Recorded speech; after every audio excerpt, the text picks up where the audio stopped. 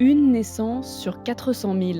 C'est la probabilité d'être touché par la maladie dont on va parler aujourd'hui, ultra rare, méconnue, mais au cœur d'une révolution scientifique. Scientifique et humaine, car derrière ces chiffres, il y a une histoire. Celle d'un enfant né en 1990, diagnostiqué d'une myopathie rare que la médecine peine à comprendre. Une maladie qui épuise le corps, mais pas l'esprit. Cet enfant, c'est Mathias Lambert. Autant vous prévenir tout de suite, il n'a pas choisi la résignation, il a choisi les laboratoires de Harvard, oui, Harvard, là où a été identifié en 1986 le gène de la dystrophine, responsable de la myopathie de Duchenne, une découverte qui a changé la médecine. Aujourd'hui, il travaille à l'hôpital pédiatrique de Boston, en plein cœur de la recherche génétique, là où les thérapies géniques sortent des labos pour devenir des traitements. Et s'il est là aujourd'hui, c'est parce qu'il s'est fait une promesse, comprendre ce que la science n'expliquait pas encore, pour lui et pour les autres. Alors comment un patient devient chercheur? Peut-on vraiment vaincre une maladie neuromusculaire? Qu'est-ce que la thérapie génique? Quelles sont les plus belles victoires du Téléthon? Avec nous, Mathias Lambert, auteur du Combat d'une vie aux éditions Le Rocher. Et nous avons le plaisir également d'accueillir à ses côtés Laurence Thienot-Herman. Vous êtes présidente de l'AFM Téléthon. Vous êtes nos invités. Je suis Margot de Frouville, chef du service santé de BFM TV. À ses côtés, Alain Ducardonnet, médecin, consultant santé, BFM TV. Vous écoutez le podcast Santé, le podcast qui prend soin de vous.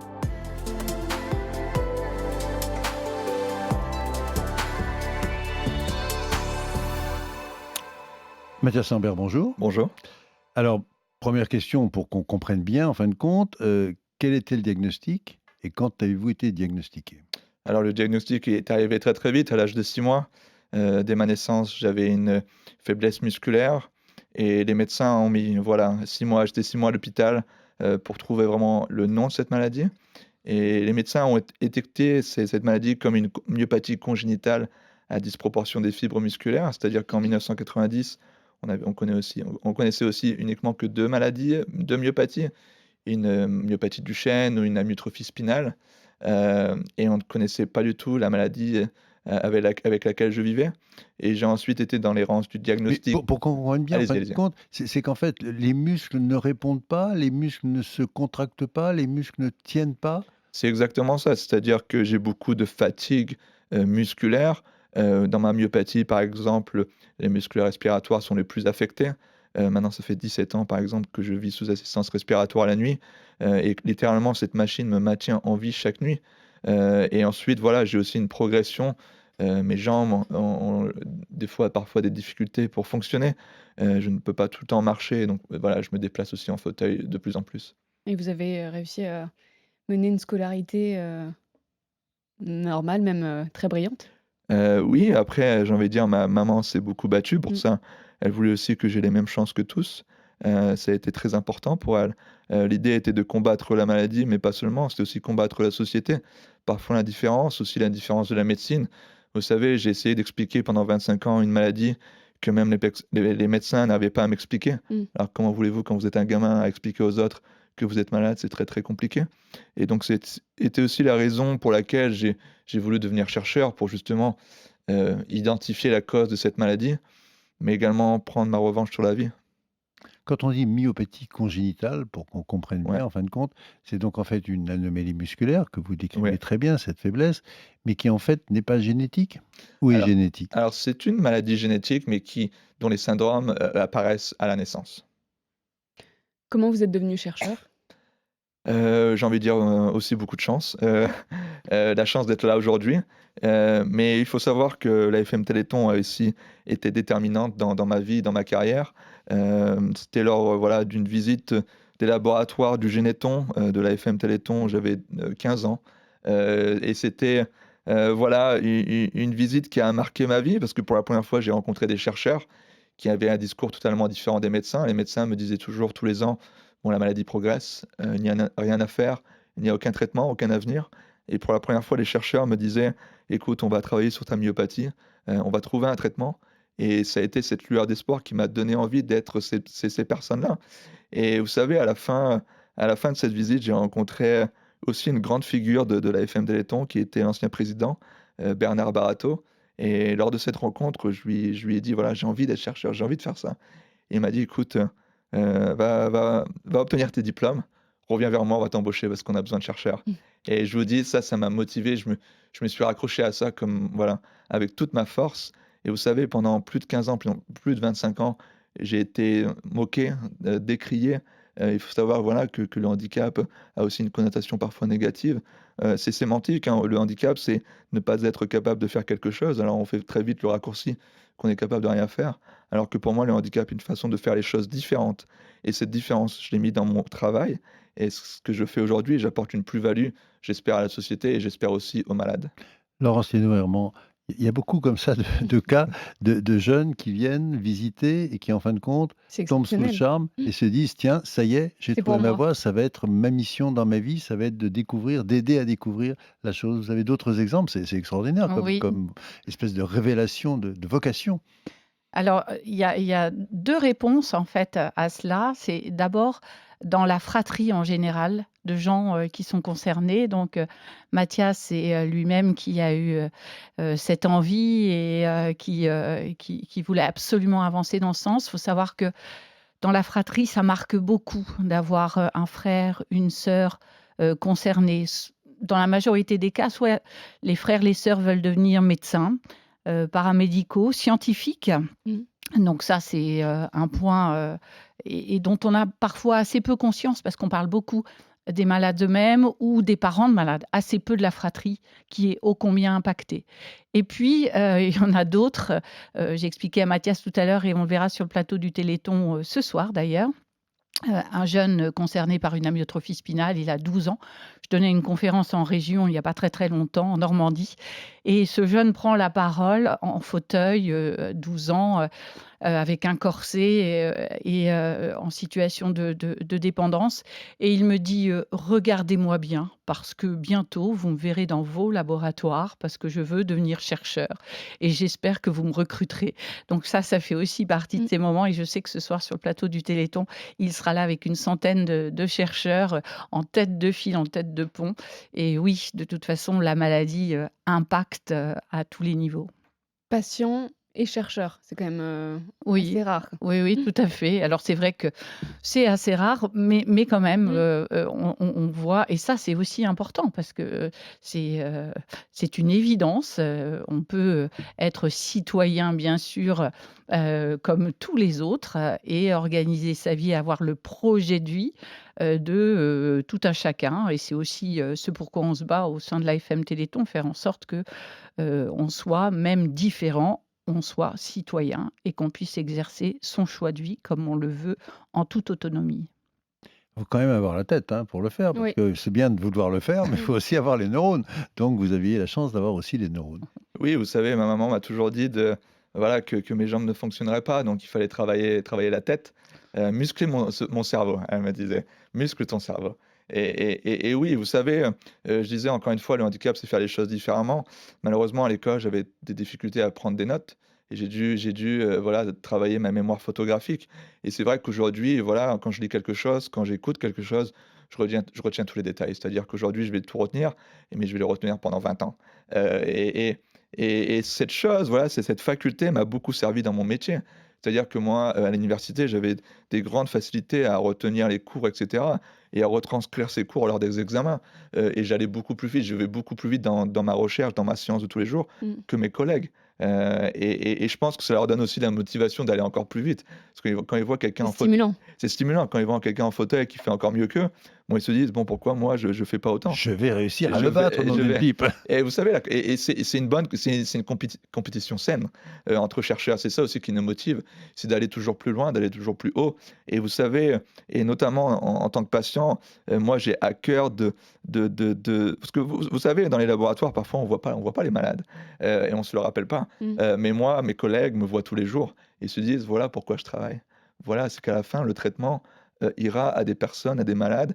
Et on a tellement de chance, c'est un métier très, très noble parce qu'au final, vous savez, la finalité de notre travail, c'est de sauver des vies, de gens qu'on ne connaît pas. Mmh. Parfois, on ne connaît pas ces visages, mais l'idée est de, voilà, de donner un traitement aux enfants d'aujourd'hui qui sont atteints d'une maladie génétique. Pourquoi les États-Unis et pas le Généton? Alors j'ai eu l'envie aussi de découvrir et de voyager. Vous savez, quand je suis parti aux États-Unis, j'étais un gamin, j'avais 26 ans, je venais de finir ma thèse. Au même moment, j'avais aussi, découvert le gène responsable de ma propre maladie, Mmh. dans les laboratoires durant ma thèse et vous savez, j'avais quitté cette errance du diagnostic qui avait duré pendant 25 ans et je peux vous dire qu'une grande porte s'ouvrait devant moi et je suis allé au culot. C'est-à-dire que j'ai envoyé mes CV un peu partout et il y a cet éminent professeur, Louis Kunkel, qui m'a répondu à Harvard et vous savez quand on vous propose Harvard une fois dans votre vie, vous dites pas non. Faut venir au Généton quand même, Laurence? Ah oui, bah, bien sûr. Et vous savez qu'aujourd'hui, eu égard au contexte géopolitique que l'on connaît, nous avons un certain nombre Oui, aussi oui. d'expatriés qui ont très, très envie de venir et de revenir. Et donc, bien sûr, les meilleurs chercheurs, la meilleure science, l'objectif étant d'arriver au thérapeutique et c'est ce qu'on souhaite, bien sûr. Alors justement, puisque vous parlez de thérapeutique, on parle aujourd'hui et pendant tout ce week-end de thérapie génique. Rappelons un petit peu ce que c'est. C'est quoi la définition de la thérapie génique? Alors pour moi, Laurence, j'y vais. Voilà, thérapie génique, c'est au final de remplacer le gène malade avec le gène sain. Donc le but, c'est de remplacer, voilà, ce gène malade dans toutes les cellules musculaires, de notre corps et c'est aussi le challenge qu'on a aujourd'hui. C'est-à-dire que le muscle est un tissu qui est très, très difficile à étudier et pour délivrer le gène médicament aujourd'hui, bon voilà, il faut savoir que le muscle, c'est 40 de notre masse corporelle, ce n'est pas un organe comme l'œil, par exemple, qui est très, très ciblé et aujourd'hui, on a énormément de difficultés à atteindre ce tissu et je pense qu'aujourd'hui, la FM Téléthon, travaille là-dessus et j'ai envie de Mais dire pardon, allez-y. pardon de vous couper, Ouais. mais en fait, comment on remplace un gène? Parce que c'est ça qu'on peut se poser comme question. Les Alors gènes, on les oui. imagine bien parce Mmh. qu'on a tous vu les spirales, et cetera, les chromosomes. Mais comment vous allez dire à un gène que vous allez créer: Oui. «Tiens, tu vas remplacer celui-là»? Alors, j'ai envie de dire, c'est comme presque une lettre à la poste. C'est-à-dire que vous avez d'abord un vecteur, c'est-à-dire qu'il faut délivrer ce gène médicament. Donc vous avez généralement des virus qui sont inoffensifs, qui sont ensuite, voilà, injectés, par voie, voilà, sanguine, vers ensuite le muscle, qui va après cibler, voilà, spécifiquement, les cellules que l'on veut et ensuite cela, vient, voilà, entre dans vos cellules et vient remplacer, j'ai envie de dire, vous savez, on utilise beaucoup la nature et c'est ce qui se passe dans notre corps en apprenant toutes ces connaissances pour les utiliser pour faire un traitement. C'est ce qu'on fait aujourd'hui. Alors pour rendre encore plus concrètes ces thérapies géniques, on va vous raconter l'histoire de Marley et Milan. C'est des jumelles dont les parents s'appellent Megan et Théo, qui sont nées en octobre 2023. Grâce au diagnostic d'amyotrophie spinale posé quelques jours juste après leur naissance, elles ont bénéficié d'un médicament de thérapie génique et elles courent partout et viennent de fêter leur deuxième anniversaire. L'anniversaire qu'on vient de fêter, c'est une victoire en soi. Chaque anniversaire, je pense, est particulier pour n'importe quel parent. Mais là, elle fête les 2 ans, et les 2 ans, c'était l'espérance de vie qui avait été donnée. C'est juste inespéré. On réalise, c'est un peu contradictoire parce qu'il n'y a pas vraiment de symptômes au quotidien, donc la maladie, on l'oublie. Mais sur des anniversaires un peu importants comme ça, on se dit que c'est totalement fou ce qui est en train de se passer. Et on entend les rires derrière cette interview réalisée par Jeanne Daudet et Willem Gay. On imagine que c'est un immense bonheur pour vous, une source de satisfaction gigantesque, Laurence. C'est énormément d'émotions, énormément de fierté, mais évidemment la fierté, on la met en second plan et beaucoup d'émotions parce que, je suis une militante de l'association depuis 36 ans, présidente depuis 22 ans et des petits bouts atteints d'amyotrophie spinale de type 1, j'en ai vu partir des centaines, des milliers. Je les voyais, dans leurs petits landaux, je les voyais dans leurs poussettes et puis, quelques semaines après, les parents me disaient: «C'est terminé».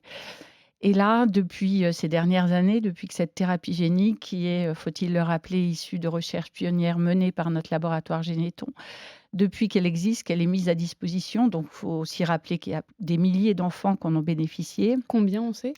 plus de 5 000 dans le monde et on vit vraiment des moments extraordinaires. Alors, Mégane, Marley et Milan, et sont, 2 petites puces. En effet, elles ont eu tout juste, 2 ans le 2 octobre. L'autre jour, on était en conférence de presse et de les voir, marcher partout, faire des bêtises. Alors, Mmh. les parents, en général, quand les enfants font des bêtises, tapent un peu sur les mains ou quoi, mais alors nous, on Ah est ouais. super Ouais. contents. Elles grimpent partout, elles prennent des stylos, elles écrivent partout, mais on s'en moque. Et ça fait vraiment partie des moments d'émotion extraordinaires, sachant qu'en plus, elles ont pu bénéficier de ce traitement tôt, puisqu'elles l'ont eu à 3 semaines de vie, grâce là aussi au dépistage néonatal qu'on avait mis en place dans 2 grandes régions. C'était une expérimentation. Tout à C'est fait, c'était le destin. Enfin, exactement, parce que sinon elles seraient nées, non pas en Nouvelle-Aquitaine, mais comme c'était des jumelles, la maman de dire: «Ah ben, on va se rapprocher des grands-parents parce que c'est plus facile à garder quand même». Et donc elles sont nées en Nouvelle-Aquitaine. C'était une des 2 régions où la FM Téléthon avait mis en place le dépistage néonatal et donc elles ont pu être traitées, très tôt. Aujourd'hui, ce qui est très bien, c'est que depuis le 1er septembre, ça s'est généralisé à toute la France et là, on est vraiment beaucoup d'émotions et encore une fois aussi beaucoup de fierté et ça ouvre la voie pour bien d'autres maladies. C'est ça que j'allais dire, Bien c'est qu'en sûr. fait, c'est surtout des motivations fantastiques. Oui. Parce qu'en fin de compte, on dit: «Ah, les chercheurs, ils cherchent, mais ils trouvent rarement». Or là, depuis 20 ans, Oui. c'est une véritable cascade de nouvelles portes qui sont ouvertes. Vous financez combien de projets et en fait, quels sont vos grands succès? On finance, actuellement une 40aine d'essais chez l'homme, sur, 33 maladies différentes et ça, c'est, depuis ces 15 dernières années, on est vraiment rentré dans l'ère des essais chez l'homme, sachant qu'au-delà des essais chez l'homme, on finance aussi à peu près 300 programmes de recherche. Les programmes de recherche, en bout de paillasse, chez la souris, c'est quelques, dizaines, centaines de milliers d'euros. Quand on passe aux essais chez l'homme, là, on est sur une autre échelle, ce sont des millions d'euros par an et par essai et donc c'est autant de chances que l'on a, bien sûr, pour ces maladies que ça devienne, que ça passe du statut de candidat médicament en traitement et traitement, au bénéfice du plus grand nombre et c'est un vrai engagement quand on lance un essai chez l'homme, c'est se dire, c'est parce qu'il faut qu'il ait toutes les chances de devenir vraiment un traitement. L'amyotrophie spinale fait partie des grands succès, bien sûr. Mathias, quel est votre rêve scientifique pour les prochaines années? Bah, écoutez, ce serait de multiplier ces victoires. Aujourd'hui, comme l'a dit Laurence, un essai clinique coûte très, très cher et je me vois pas demain dire à des familles que l'essai clinique doit être arrêté parce qu'on n'a pas assez d'argent. Il faut savoir que le Téléthon a fait des choses extraordinaires. Ils ont été pionniers dans de très nombreuses maladies. Vous savez, sans le Téléthon, aujourd'hui, on n'aurait pas guéri la myotrophie spinale. Les enfants qu'on vient d'entendre ne seraient pas là. On parle de vie sauvée, de familles sauvées et les gamins qui naîtront demain seront aussi sauvés. Mais voilà, aujourd'hui, c'est multiplier des victoires, dire à d'autres familles: «C'est à votre tour». Vous savez, moi, je m'estime très chanceux, j'ai 35 ans, j'ai réalisé mes rêves, j'en ai encore plein la tête. Mais vous savez, dans mon travail, moi, ce qui me motive le plus, au final, c'est pas seulement moi, mais c'est que mon travail puisse servir à d'autres et vous savez, mon plus grand bonheur, ce serait que demain, ma recherche puisse sauver également des vies. Ouais, je crois qu'on ne peut pas terminer par autre chose que ces mots. Qui sont positifs, Ouais. qui sont pleins d'espoir et c'est vraiment ce pourquoi, tout le monde se bat pour le Téléthon et donne pour le Téléthon, il ne faut pas l'oublier. Merci Mathias Lambert. On rappelle votre livre «Le combat d'une vie» aux éditions du Rocher. Et merci à Laurence Thienot-Herman, présidente de la FM Téléthon. Pour soutenir cette 39e édition, on peut donner sur internet. Bien sûr, téléthon.fr ou sinon par téléphone 36 37. 36 37, n'oubliez pas et nous on se retrouve la semaine prochaine et d'ici là, prenez Prenez soin soin de de vous. vous.